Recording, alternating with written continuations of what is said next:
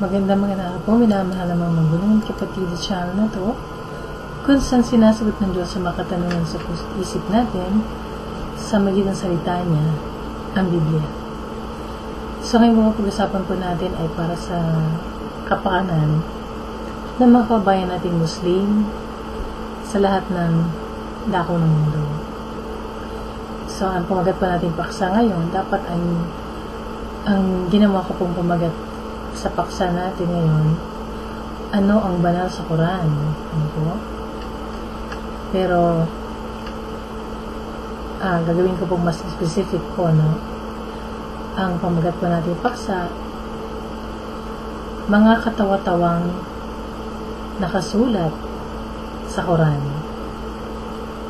Okay, so pag mga paksa po patungkol po sa Islam, madalas po na hindi sa anyo ng katanungan ng pamagat natin, nabanggit ko po sa nakaraang video ko tungkol po sa abrogation na salut-salungat at salasalabat ang mga nakasulat sa Quran.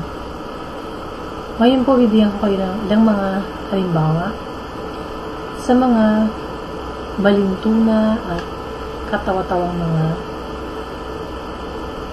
pangungusap, mga nakasaad sa tinatawag nilang banal na aklat ng mga Muslim.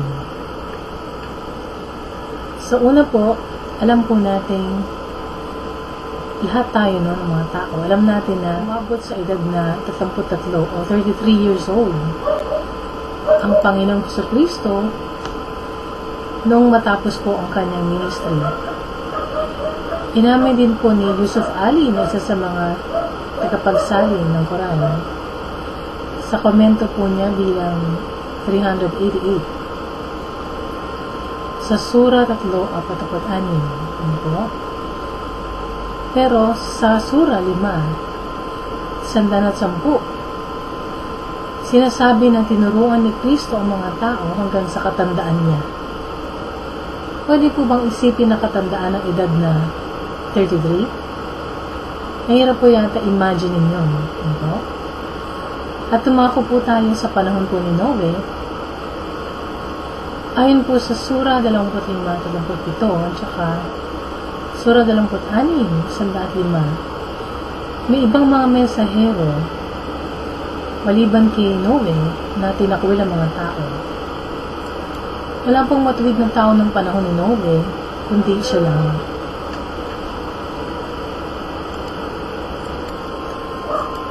Okay, so si Noe lang ang matuwid din po ng panahon niya. At siya lang po ang naligtas at saka pamilya po niya sa baha. Sang-ayon naman po ang Quran na tayong pamilya ni Noe ang naligtas. Pero ang 2 talata ng Quran sinasabi na maraming mensahero maliban kay Noe.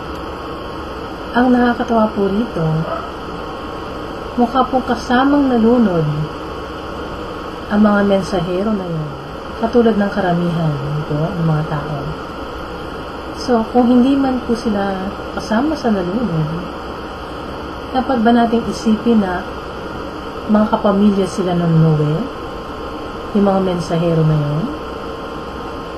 So, isa po pong nakakatawa, yun daw pong baston ni Haring Solomon.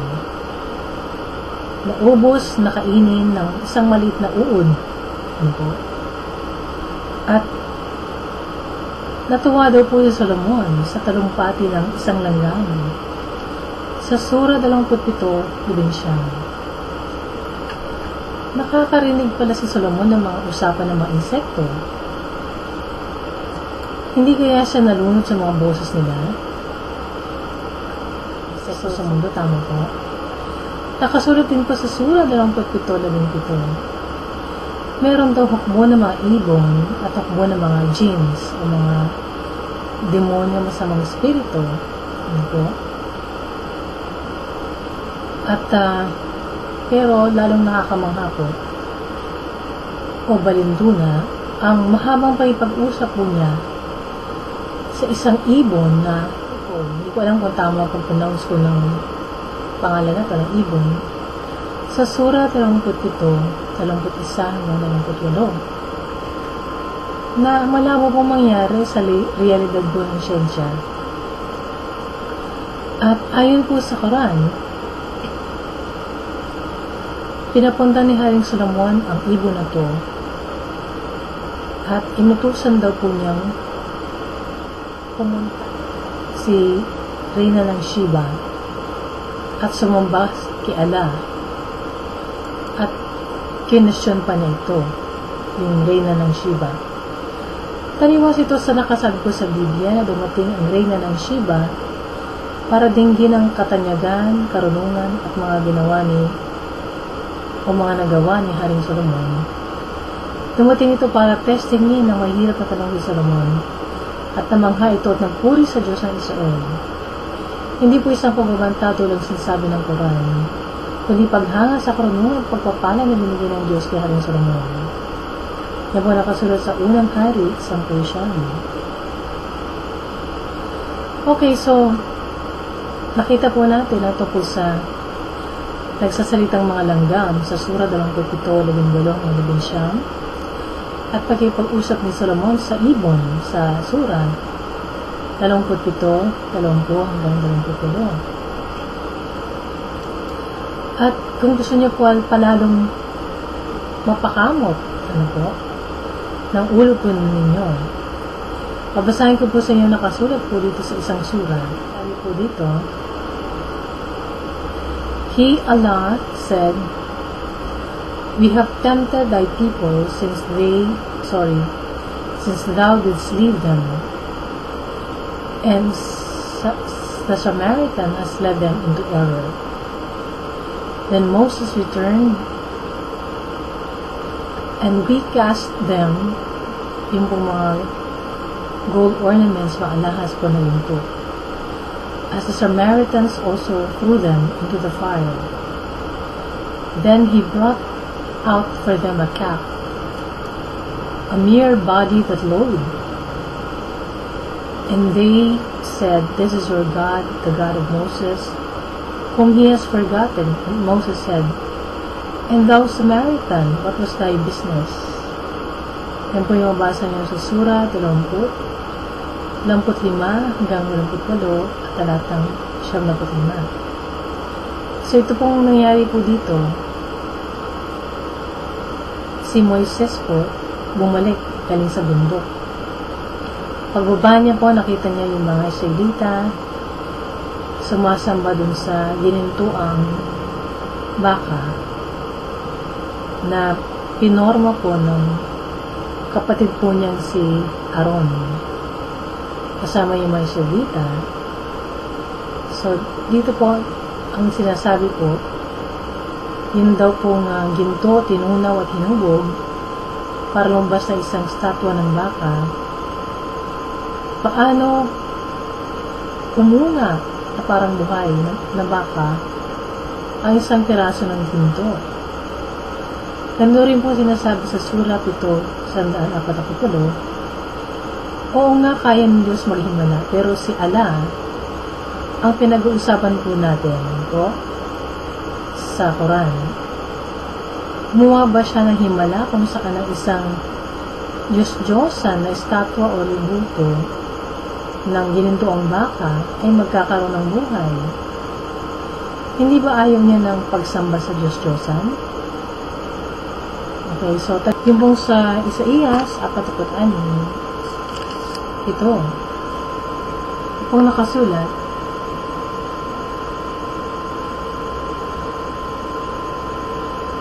pinapasa nila ito at inilalagay sa kanyang lalagyan at nananatili ito roon dahil hindi naman makakakilos. Kung may mananalangin sa kanya, hindi naman sumasagot at hindi makakatulong sa panahon ng kaguluhan. So, ang pinag-usapan po dito ng mga Diyos-Diyosan na hindi makakilos, hindi makapagsalita, hindi makakita, ano po? Sa Jeremias 10:5, ito naman po nakalagay. Saan natin? Nakasulat.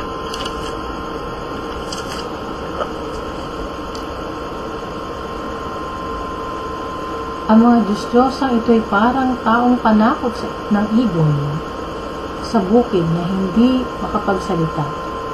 Kailangan pa itong buhatin dahil hindi ito nakakalakad. Huwag kayong matakot sa mga Diyos-Diyosang ito dahil hindi sila makakagawa ng masama at hindi rin makakagawa ng mabuti. Ayun. So, yun po yung mga Diyos-Diyosa, yung mga inanyuhan, mga statue at tributo. So, yung ginagawa po ng mga Israelita, isa pong ginandoang baka. At sabi po dun sa nabasa nating talata, ito po ay nag-moon po. O sa English, the lowing of the calf. So, ang tanong po, saan nakuha ng mga sumulat po ng Quran na ideya na to tungkol sa pag-unga ng baka po na hindi naman buhay. Galing po ito sa alamat ng mga Hudyo sa Perki Rabiel Yazar, page 45. Ang nakasulat po doon sa alamat ng mga Hudyo. And this calf came out lowing, and the Israelites saw it. Rabbi Yehuda says that Samael was hidden in its interior and wallowing in order that he might deceive Israel. Okay. Sorry, was lowing. So, wala po ito sa Torah, itong alamat nito. At hindi po naintindihan po ni Muhammad kung bakit o kung sino po si Samael. Isa po siyang anghel ng kamatayan po. Kaya napalitan po ang salitang Samael ng Samiri sa Quran, ang Samaritano, dahil alam po ni Muhammad na kalaban ng mga Hudyo mga Samaritano. Kaya sino pa ang manlinilang sa mga Hudyo kundi sila? So, ito pong informasyon na to ay nababasa niyo po sa the original sources of the Quran, page 112 to 1.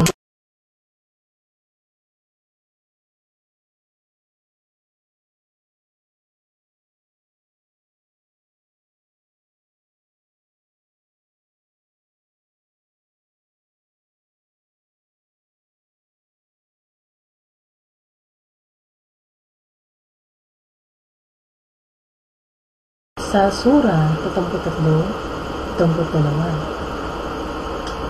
At gusto niyo po ba ng ibang mga kabalintunahan po ng Quran?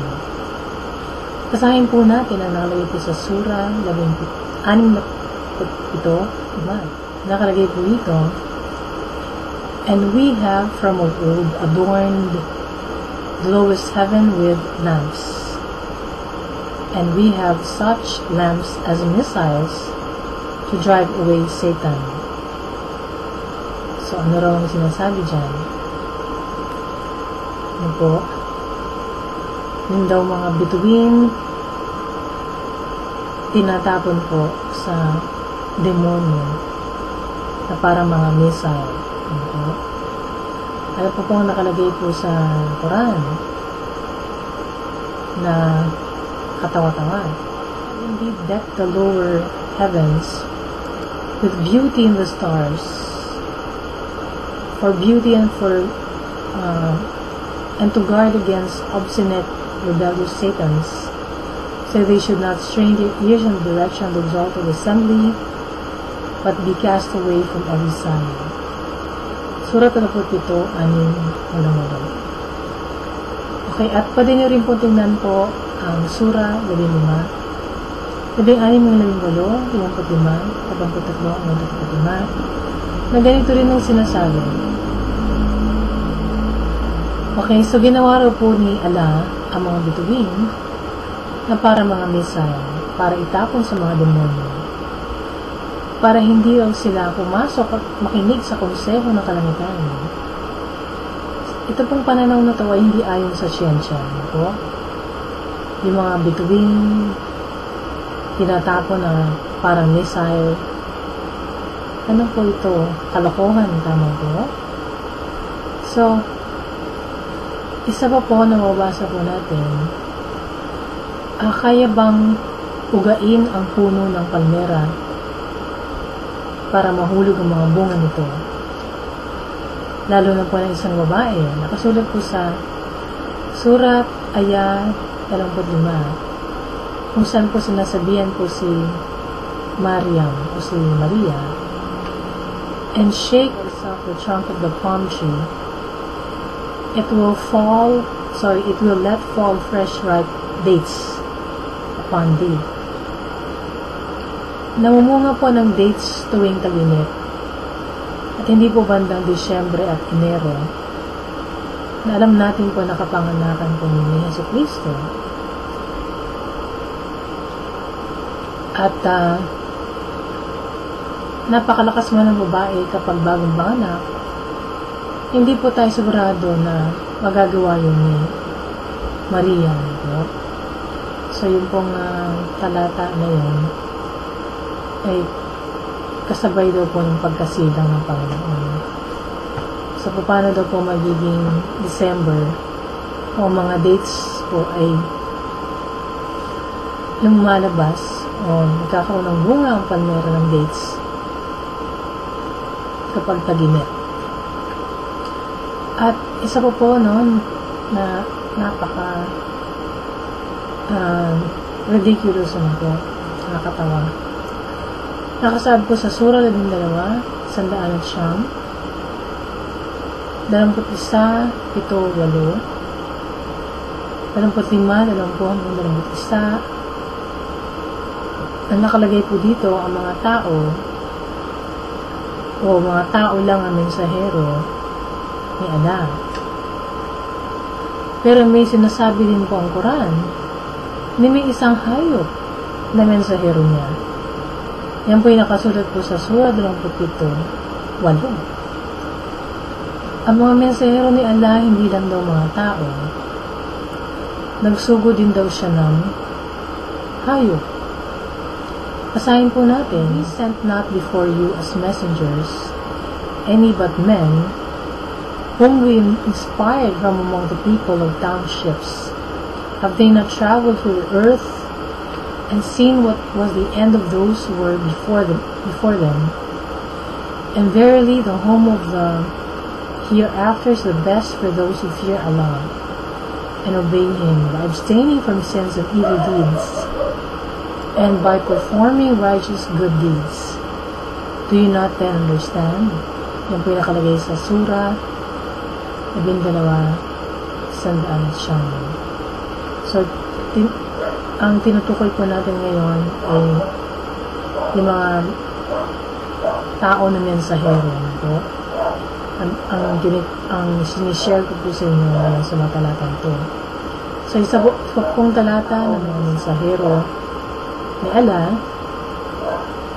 "And we sent not before you, O Muhammad, but men to whom we inspired so as the people of the reminder, scriptures, the Torah, the Injil, Gospel. If you do not know, and we did not create them, the messengers with bodies that ate not food, nor were they immortals."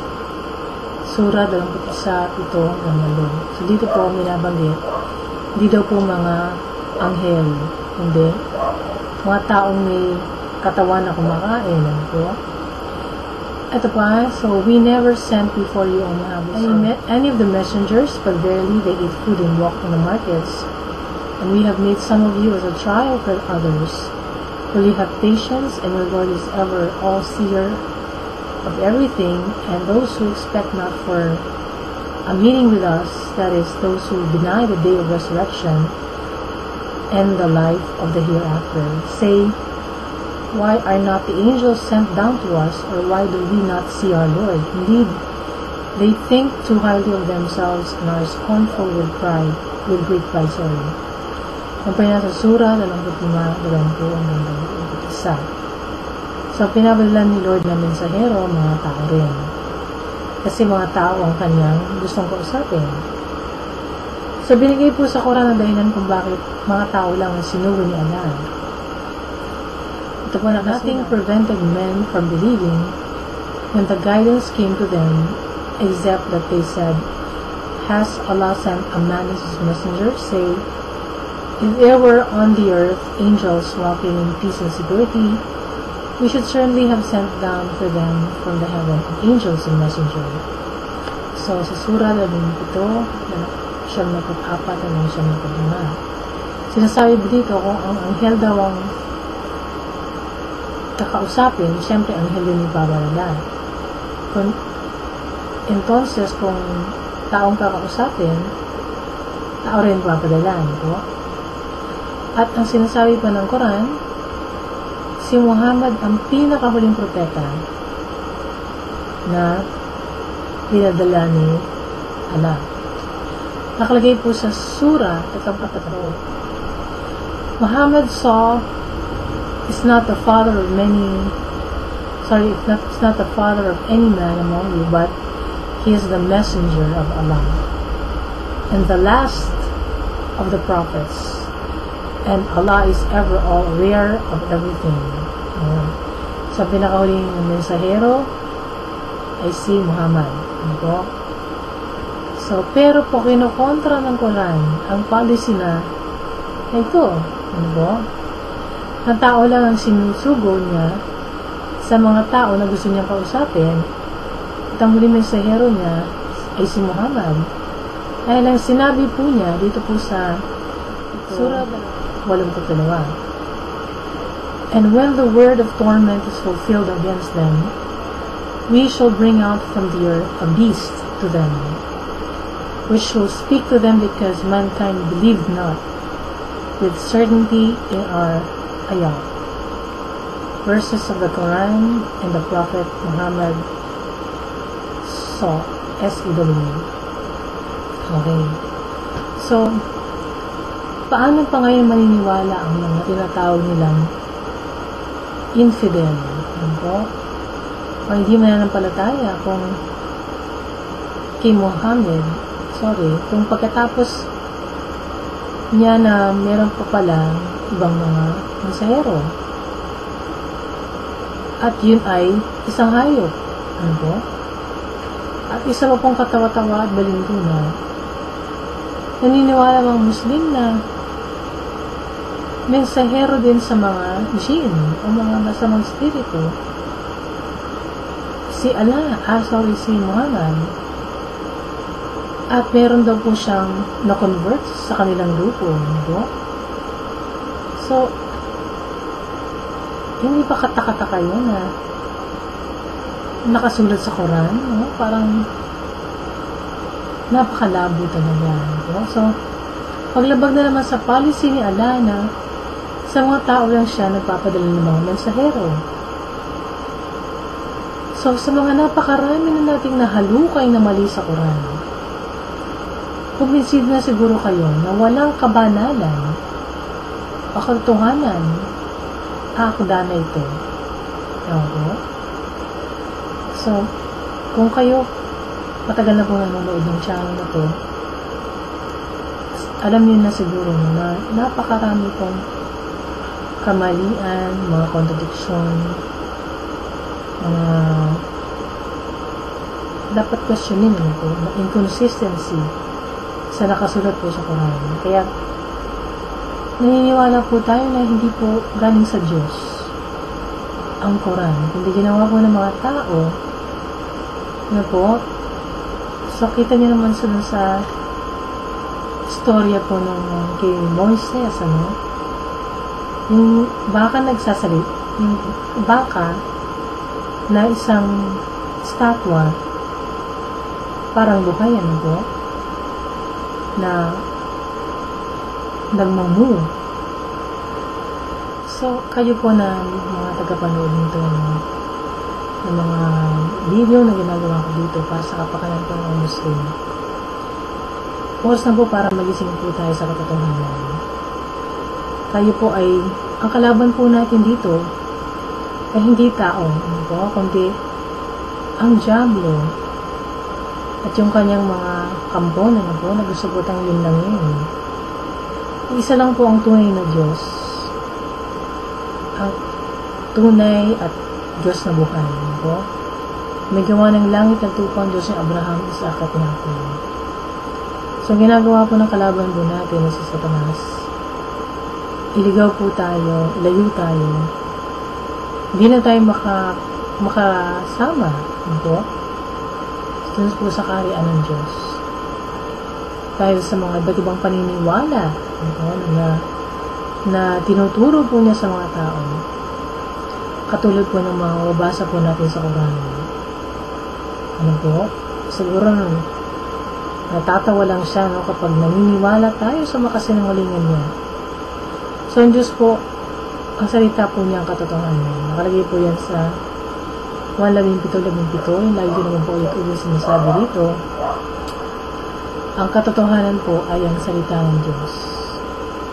At ang gusto po ng Diyos sa atin, makilala po natin siya sa personal na paraan.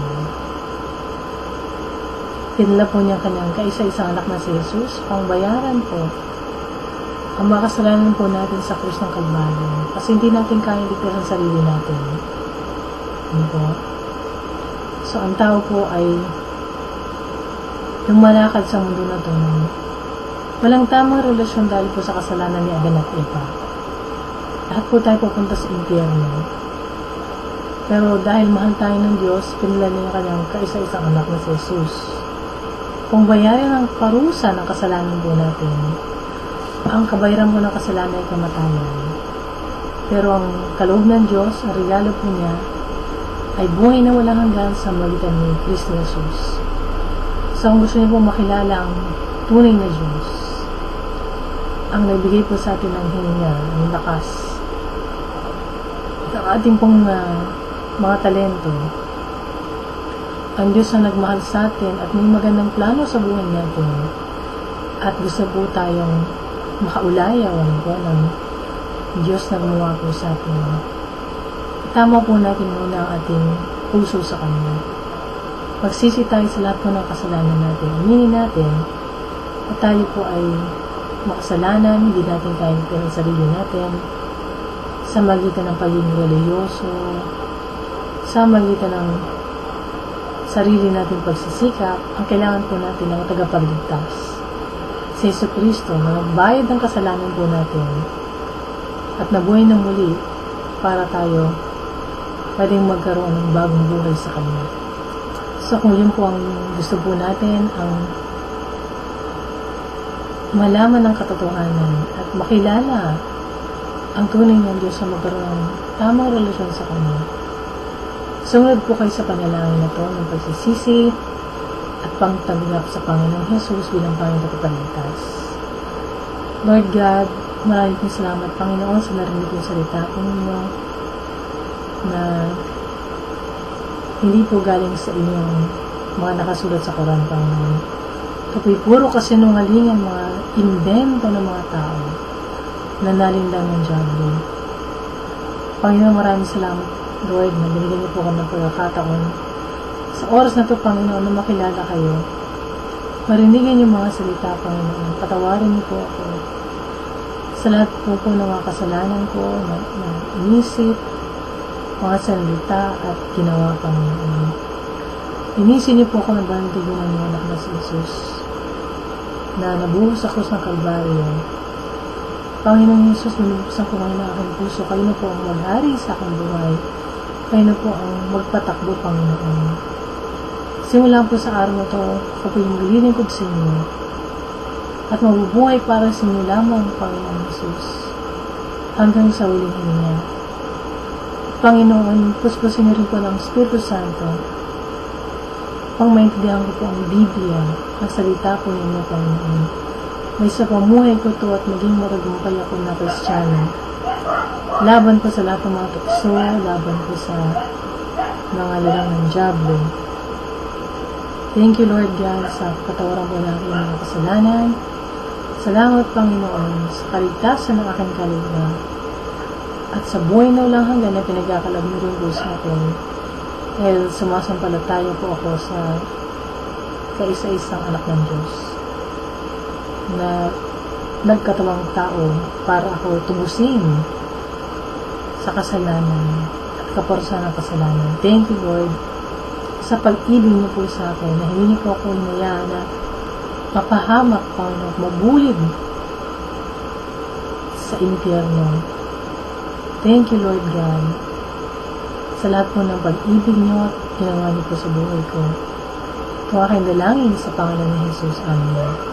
So, nalangin kayo niyan, magsaya kayo, magtatalong kayo sa tuwa. Dahil lahat po ng kasalanan niyo napatawad na. Kahit yan napakalaki, karami nagawa ng kasalanan. Dahil ang banal na dugo ng Panginoon Jesucristo, ang siya pong naglilinis na naghugas po sa atin sa lahat ng karamihan po natin, karapan ng Diyos. So, para po lumanggo kayo sa pananampalataya, magbasa kayo ng Bible. Simulan niyo po sa Gospel of John para makalala niyo Panginoon Jesucristo at ang plano ng Diyos para sa ating lahat.